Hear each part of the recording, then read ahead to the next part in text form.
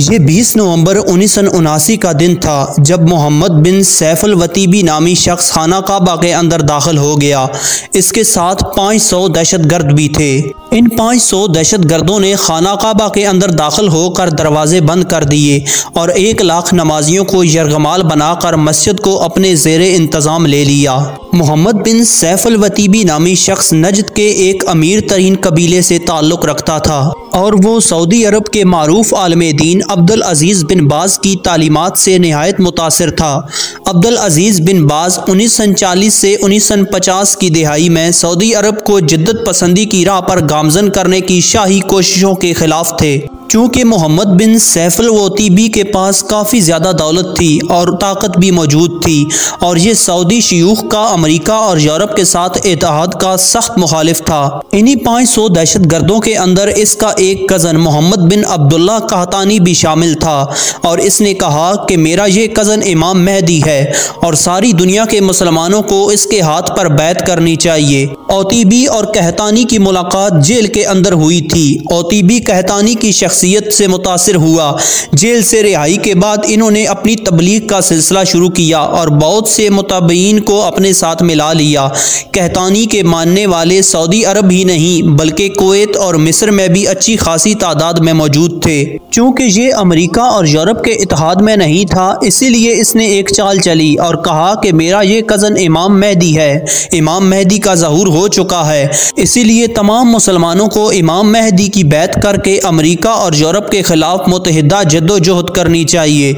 इसीलिए इसने खाना काबा में लोगों को कहतानी की ज़बरदस्ती बैत करने के लिए ये तरीका इख्तियार किया। ये सदियों में पहला मौका था जब खाना काबा आम मुसलमानों के लिए बंद कर दिया गया था।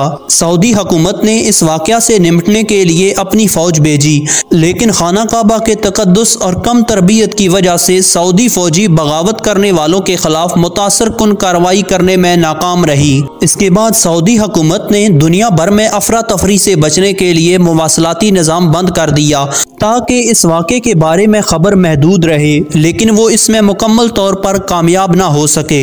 ये खबर आग की तरह दुनिया भर के मुसलमानों में फैल गई। दहशतगर्दों के पास स्नाइपर्स और शार्प शूटर्स थे जिन्होंने मस्जिदुल हराम में जगह जगह पोजीशनें संभाल ली।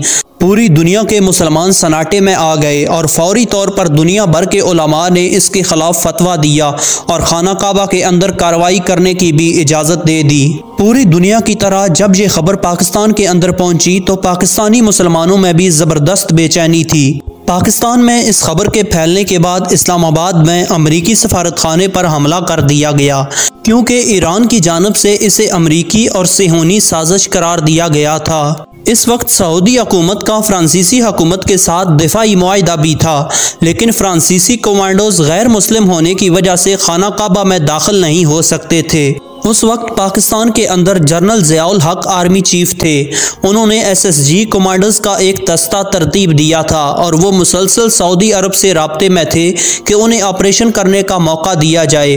बिलाखिर वो दिन आ ही गया जब पाक फ़ौज को कार्रवाई करने का मौका दिया गया। सऊदी फरमानरवा शाह खालिद ने खाना काबा के दिफा के लिए पाकिस्तानी हुकूमत से रब्ता किया और कहा कि पाक फ़ौज बैतुल्लाह का दिफा करे, और पाक फ़ौज तो पहले ही बैतुल्लाह के तहफ़्फ़ुज़ के लिए तैयार बैठी थी। कहा जाता है कि पाक फ़ौज के इस दस्ते की क़ियादत जो कप्तान कर रहे थे, उसने ऑपरेशन से पहले खाना काबा की हुर्मत के लिए जवानों को जान देने पर आमादा किया। नहायत ही कम वक्त में ऑपरेशन की मनसूबाबंदी की गई। पाकिस्तानी कमांडो सऊदी अरब रवाना हो गए। जब इन्हें पता चला कि दहशतगर्दों के पास स्नाइपर्स भी हैं, तो पाकिस्तानी कमांडोज ने दहशतगर्दों के स्नाइपर्स से निपटने के लिए एक अजीब तरकीब इस्तेमाल की और पूरी मस्जिदुल हराम के अंदर पानी छोड़ दिया गया। फिर इस दस्ते के कमांडोज ने सऊदी हुकूमत से फरमाइश की कि पाक फ़ौज के जवानों को हेलीकॉप्टर की मदद से मस्जिद में जगह जगह ड्रॉप किया जाए। इसके बाद फ़ौरन ही मस्जिद के अंदर करंट छोड़ा जाए। सऊदी हुकूमत ने इसमें लाहक शदीद ख़तरे का इजहार किया और कहा कि अगर मस्जिद की गीली ज़मीन में करंट छोड़ा गया तो इसमें दहशतगर्दों के साथ साथ पाक फौज के नौजवानों और उसके साथ नमाजियों की जान को भी शदीद खतरा होगा। लेकिन पाकिस्तान आर्मी के इसरार पर इन्हें मस्जिद में गिराया जाने लगा। जिस वक्त इन्हें मस्जिद में गिरा दिया गया, इसी वक्त पूरी मस्जिद की गीली ज़मीन में करंट छोड़ा गया। इस करंट की वजह से दहशतगर्दों के शार्प शूटर्स और स्नाइपर्स कुछ देर के लिए गैर मुअस्सर हो गए। इस तरह पाक फौज के नौजवानों ने दहशतगर्दों पर काबू पा लिया और इन्होंने दीदा दलेरी और जुर्रत ईमानी से 4 दिसंबर को ये बगावत बिल आखिर ख़त्म की और इसके बाद खाना काबा के दरवाजे मुसलमानों के लिए दोबारा खोल दिए गए और पाक फौज ने मासूर नमाजियों को आज़ाद करा दिया। बाज़ रवायात के मुताबिक जनरल परवेज़ मुशर्रफ इस वक्त मेजर के ओहदे पर काम कर रहे थे और इन्होंने इस पाकिस्तानी दस्ते की क़यादत संभाली थी, लेकिन इसके बारे में कोई ठोस शवाहिद मौजूद नहीं है। अगर आपको मालूम हो तो कमेंट सेक्शन में ज़रूर शेयर करें। इस वाक़े में पाक फौज और दहशतगर्दों के दरमियान झड़प के दौरान मस्जिद की इमारत को काफ़ी शदीद नुकसान पहुंचा, लेकिन अल्लाह के करम से खाना काबा महफूज रहा। गैर सरकारी एदादो शुमार के मुताबिक इस वाक़े में 1000 से ज़ायद अफराद हलाक हुए थे, जिनमें शिद्दत पसंद, नमाजी और फौजी भी शामिल थे। अलातीबी समेत 60 से ज़्यादा शिद्दत पसंदों को फौज ने हिरासत में ले लिया था, जिन्हें जनवरी 1980 में सऊदी अरब के अंदर सजाए मौत सुना दी गई। इसके अलावा अलातीबी का बहनोई अल-कहतानी, जिसे दहशतगर्दों ने इमाम मेहदी करार दिया था, वो दौरान ऑपरेशन हलाक हो गया था। इस वाक़े के बाद सऊदी हुकूमत ने मुल्क के उलमा से मशावरत के बाद शरिया कवानीन के इतलाक़ का वादा किया, जिसके बाद से मुल्क से महलूत निज़ाम पर मुकम्मल पाबंदी लगा दी गई और मुल्क में साबिक बादशाह शाह फैसल और उस वक्त के बादशाह शाह खालिद की एतदाल पसंद पॉलिसियों को ख़त्म कर दिया गया।